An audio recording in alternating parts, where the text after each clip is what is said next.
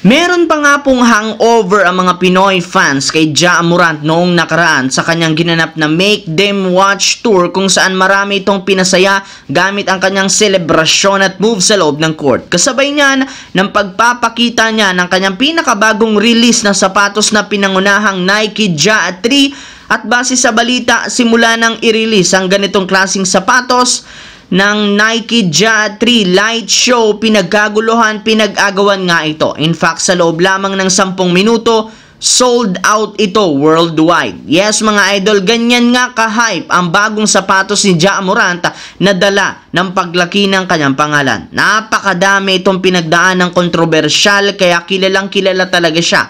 Pero sa kabila ng maagang pagkaka-sold out, maaari pa rin naman ngang magkaroon ng pagkakataon ng mga fans na makabili since magre-release pa ito sa mga susunod na buwan ng kanyang bagong sapatos.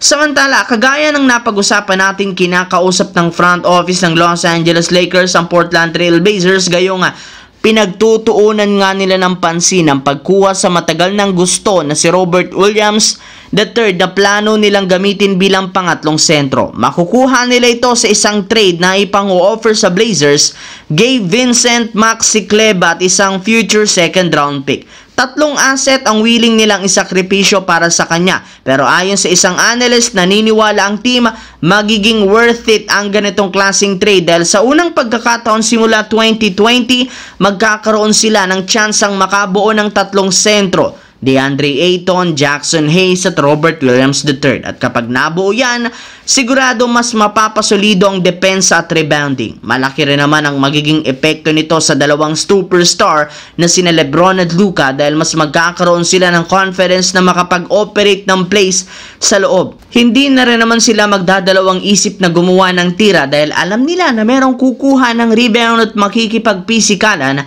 sa ilalim ng basket. Sa kabilang banda, nagkaroon sana ng napakalaking tsansa ang Gilas na makapag-comeback at manalo laban sa New Zealand kagabi matapos silang magkaroon ng final push para makuha ang momentum sa last quarter at maibaba sa 3 points ang kalamangan. Syempre, sadyang kinapos lamang sila sa dulo dahil sa sunod-sunod na pagkakamali at mintes ng ginagawa nilang tira. Kahit man dehado sa umpisa, ginawa na nga sana ni Justin Brownlee ang lahat para mabuhat ang Gilas na makabalik sa game sa pagtatala niya ng 37 big points, 5 rebounds, 3 assists.